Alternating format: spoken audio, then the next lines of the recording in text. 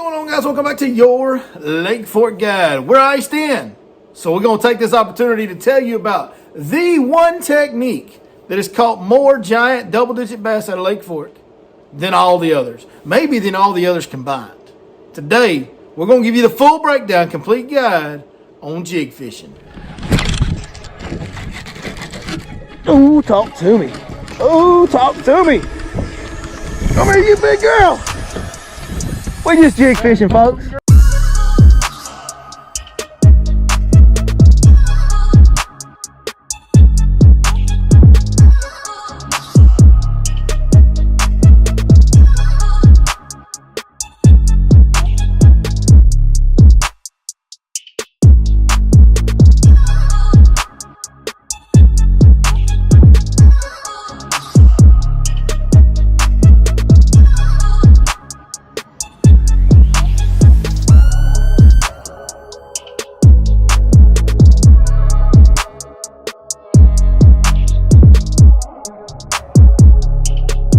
Nope, we don't need no nets around here.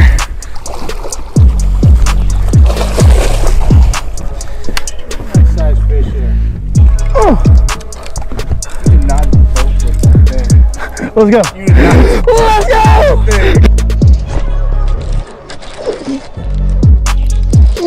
Boy.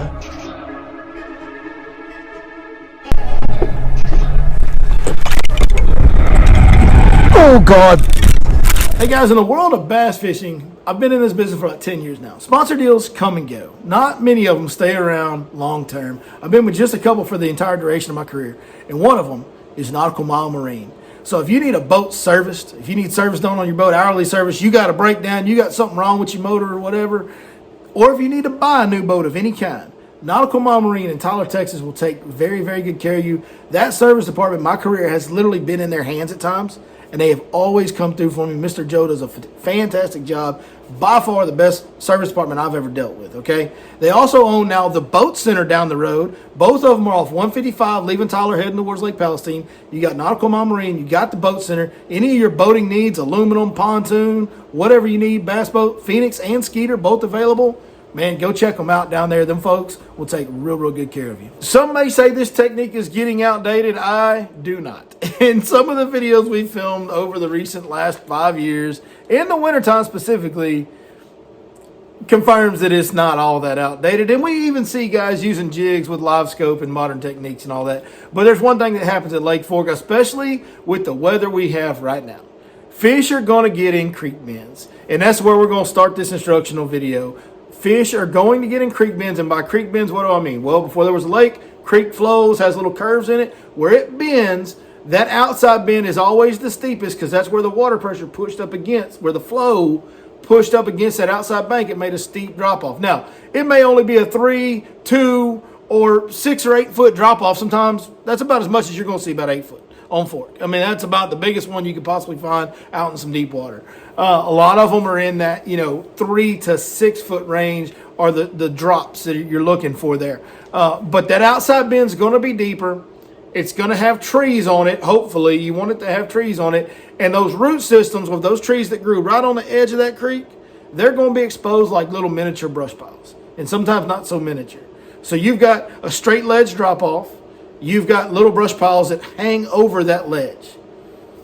We as men couldn't create it any better than the good Lord did when it comes to tree roots on an outside creek bend. So that's where we're looking. Now let's get you started on the bait. The bait you want to throw, I'm going to go heavy on my jigs, 3/4 ounce jig. Allow me to put a little plug in here, guys, because I've thrown a million jigs over the years. Man, I've tried them all. And I'll tell you, we're going to break this down in depth on why I designed this jig. This is a jig that I designed right here. It's called the Versa jig. You can buy it at bassamigosfishing.com. Obviously, if I designed it, I think it's the best one. There's different aspects to what you're looking for in a jig. So basically, let me break this down for you like this. Typically, the more weedless a jig is, the easier you can get it in and out of brush and roots and things, the worse it hooks the fish. Vice versa, the better a jig hooks a fish in the top of the mouth, the more prone it is to getting hung up in all this gnarly cover we throw it in. So what you're looking for is a blend. And there's a few jigs that do a really good job of blending that aspect. So Sandtone jig's always been a really good one, and it hooks fish really well. Now, Sandtone jig, it's a great jig. It's a little more snaggy than this jig that I've got here. The 6 cents jig, the hybrid jig, is the closest one to what I designed. And everybody knows I used to work with 6 cents. I'm not going to lie. I took a lot of cues from what we did with the Versa jig from that hybrid jig because I did like it so much. So I'll tell you right now, the 6 cents hybrid jig, very good jig. Now, the key component that we did, that we changed a little bit on this is, well, we did some different things with skirts and weed guard length and things like that. But on the head design, we made the head wider. So it's the same general shape as the hybrid jig. Theirs has ribs in it. I didn't like that. I don't need my jig to bounce across. It's fine. I'll explain that later in the technique, but we don't have any ribs on ours. But the width at the bottom of the head, so you can get a good look at that head shape right there. It's kind of a triangular shape. There is a little bit of a curve right here at the bottom. So, side note, you can use this. This is a 3/4 ounce jig. You can use this just like a football jig because it has that little curve on the bottom. You can throw it out offshore in the summer and drag it and get that same little, quiver across the bottom that you get on a football jig. It'll roll through rock really well like a football jig will because of that little. That's why we did that. Put a little bevel, little curvature to the bottom there. You can kind of see it from that angle. But yeah, so this jig's Versa jig is because it's versatile. Like, it'll do it all. This one jig will do everything you want a jig to do. If you wanted to, you could swim a 1/2 ounce version of this jig, a 3/8 ounce version of this jig. If you wanted to, you could drag it like a football jig. Of course, it is ultimately designed to be a casting heavy cover jig. That's what it's designed for. So, all right, see how the head is wider than it is tall, right? The head's definitely and clearly wider than it is tall. That's what you want out of your jigs. So, whatever jig you buy, whether it's the Versa jig or any other jig on the market, make sure you buy one where the head has more width than it does height. Here's why. When that bait is in a fish's mouth and it comes out, if it's wider than it is tall, it's going to come out up. Like the hook's going to come, when you jerk on them, it's going to try to exit their mouth, right? Well, it's going to try to exit with the hook pointing up if it's wider than it is tall, more times than not. If you get a jig, some of these jigs that stand up real good and they're real tall on the side, man, they roll on their side and slide through cover really good, right? They're the best at going through cover. Well, when those tall jigs that are taller than they are wide, when you jerk on them and they try to come out, they tend to turn on their side a little bit, and then you get a fish right here. And when you're talking about wintertime fishing and you're not maybe going to get very many bites, or also the factor of you're going to get some big bites on a jig in the winter. We all know you're going to get some big old giant bites now, okay? You really don't want to take a chance on it being in. Like, you want to do everything you can to make sure that it is not in the corner in that soft meat. You want it somewhere, right? Somewhere in here is where you want to hook the fish. This head is designed specifically for that. The main thing is whatever jig you're using, make sure it's wider than it is tall, right? That is the big component there, right? Okay. Got that. And there's reasons for the angles that helps it get through the cover. So the angles on the head and the curvature, all this is designed for a reason. Like, it combines a weedless factor with a hookup ratio factor. This one does it great. Everybody that's ever bought this jig throws it in heavy cover and loves it. We have never had one complaint about this jig coming through cover or hooking fish. So we've done a good job. It does its job the right way. Color in the wintertime, black and blue, and they got a little top secret, not so secret because I've talked about it before, but little different here. Okay, black and blue with a little bit of orange. Now, you could probably pluck a couple strands out of this to make it just how, it's maybe a little heavy on the orange the way we designed this, but that's okay. I mean, I'll throw it straight out of the package like this, and then sometimes I'll pluck just 1 or 2 strands out of it, right? But that little orange combined with black and blue, that's like whatever. Well, it used to be. It used to be whatever. Don't tell nobody. But, man, that's a little top secret juice there for the color in the wintertime. You can, and I have caught fish on green and brown jigs in the winter on Lake Fork, yes. But, I mean, probably 80 to 90% of my jig fish catches on Lake Fork in the wintertime from December, January, February.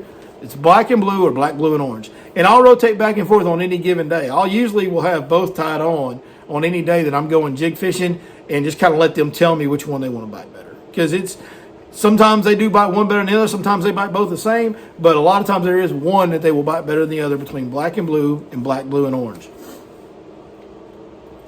So the color name, if you go look at Bass Amigos Fishing, we let customers name the colors of the jigs in the beginning, which was really cool. So the black and blue, that's Kenny Wayne. Remember the old song, Blue on Black, Kenny Wayne Shepherd? So this is Kenny Wayne, and this is Neon Dion. Now, Neon Dion, we didn't let the customers pick it. I named Neon Dion, and there's a story behind it. I had a customer named Dion who was from Georgia, I believe. I may be wrong about that. It's been years ago now. But I had a customer showed up. I just started kind of throwing this orange jig on a different jig brand back in the day where I was actually tying the orange strands onto the skirt myself. And I told him, I was like, dude, you're going to look like this old neon jig. Don't knock it now. It's old bright ugly thing. Don't doubt it.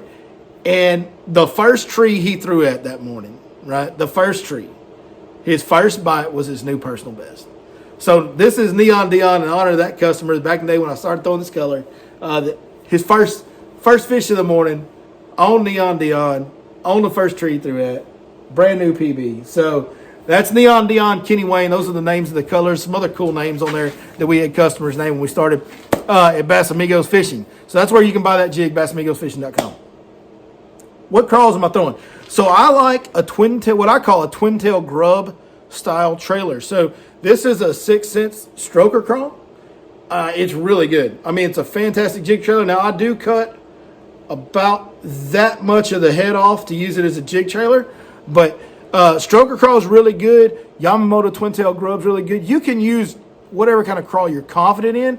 I just think these ones, like these twin tail grub style ones, these arms and appendages, they're thinner, right? So in the wintertime, the water gets cold. Obviously, duh. But when the water's cold, it kind of stiffens the plastic a little bit. So it deadens some of the action. So I like to go with skinny appendages because it's easier for them to move. So like those bigger ones get a little stiffer. They just don't have the flow, right? They don't have that, when that jig's just slowly creeping through a root system or whatever. They don't have that little, that, right? Like, y'all know what I'm talking about. So I like the thinner appendage baits, especially in the wintertime. And I really throw this. I think these twin tail grub style trailers are the best ones to use throughout the year. So stroker crawl from 6 cents. The arms are the right size. That's good. The Yamamoto twin tail grub, a little bit small for the summer baits. For the winter, the Yamamoto twin tail grub works really, really well. So that's another one you can use. All right. Rod, reel, and line. Get something 7.5 foot or so. 7.4. 7.5, 7.6, somewhere in there, in heavy action. You want a stiff rod. Man, the rods they make these days, I will say this.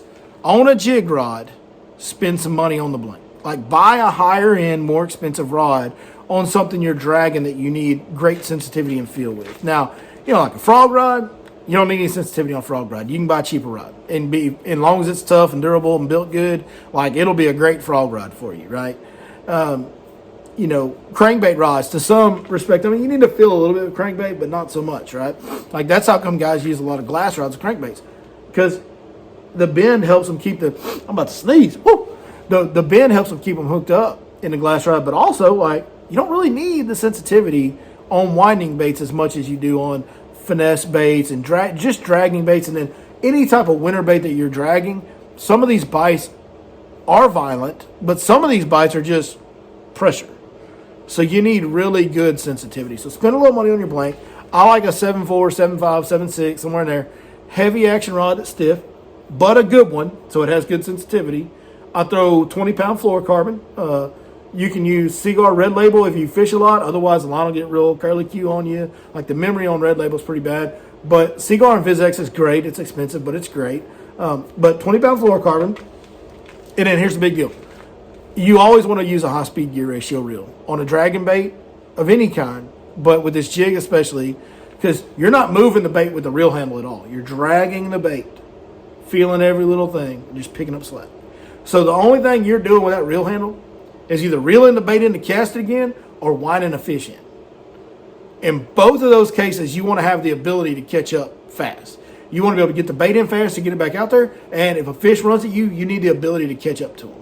So high speed, 7-to-1 or higher ratio reels, big deal. I use a lot of loose products. Daiwa makes good reels, but whatever you prefer, just high gear ratio. Let's give you some of the juice on these creek bends now.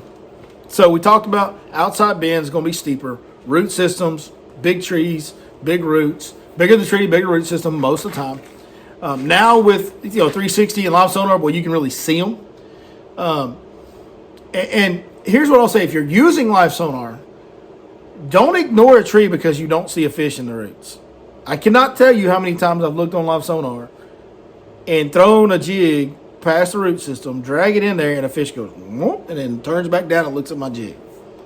Right? So, like, a fish will show up out of that root system when your jig comes in.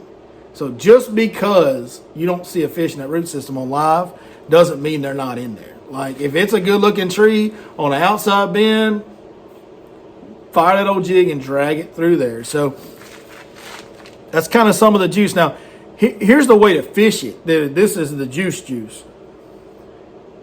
From the inside bend. So I like to be positioned, 90% of the time I like to be positioned on the inside bend. So if a creek bend runs like this, I want to put my boat here and be able to cast about 15 to 20 feet past the outside bend on a long cast, right? That's where I want to be. And sometimes I'll end up closer, and it is what it is. You're not going to make every cast perfectly throughout the day. You're not going to have your boat positioned perfectly throughout the day. Sometimes you need to cover ground in those creek channels to find the active bends that have fish in them. So you can't just pull up spot lock and make a cast. Like, you got to move around. In that case, you're not always going to be positioned perfectly. But in an ideal world, I want to be positioned on the inside of the bend, and I want to throw 15 foot or so past the tree, let my jig fall all the way to the bottom, and I want to sneak it up on that tree. Creep it up to the backside roots. You'll start feeling the roots on the backside of the tree. As you do, just, if there's not too much wind, just rod up, creep it. And that jig will catch on a root. Like, you've all felt this, like through a brush pile or whatever. Like, that jig will come up and kind of catch, and you just apply pressure, and it'll go. When it pops, drop your rod tip.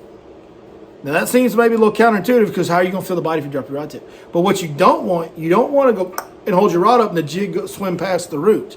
You want that jig to pop off and go straight down. And you want it to fall as fast as possible straight down into those roots. It creates reaction bites. That's why all these jigs are 3/4 ounce jigs. That's all I throw in the winter. I don't even touch a 1/2 ounce anymore. I want that jig to pop off that root, fly down into that root system fast, and create, when that fish sitting in there, I want to go and scare them, like spook them. It'll spook them into biting. Okay? Like, it literally will surprise them, and out of reaction, they'll go, oh. Like, they can't slap a mosquito away from them, right? Like, when something gets in their face and surprises them, guess what they have to do to get it away from them? Wham! Bite it. And that's why some of these jig bites you'll feel in the winter, some of them are mush, but usually that's not on the fall. When you pop it off a root and it falls, even on slack line, you will feel, they smack it, dude. Like, I've had it hit so hard that it, like, rattles my rod in my hand. Like, it's like, dong, like, it's a crazy bite at times. So get it to fall fast, in and out of those roots. Drag it up, let it fall. Poof. Okay, I'm going to start dragging it again. Hopefully it'll catch again. Let it fall. So I'm constantly dropping my rod tip. Dragging, dropping my rod tip. Like, I do that a lot through each root system. Okay. Now, I know I said I like inside position. There are exceptions to that. Every once in a while, you will find a really good tree, like a big tree. If you see a big tree on the edge of a creek, I don't care which side it's on, throw it that root system. That's a big old root system that has potential to hold a good fish or multiple fish at times. There's times when you may catch 4, 5, 6 fish off of a single tree. I've had, everybody, well, not everybody, but some of y'all have heard the story of the guarantee tree. So, guarantee tree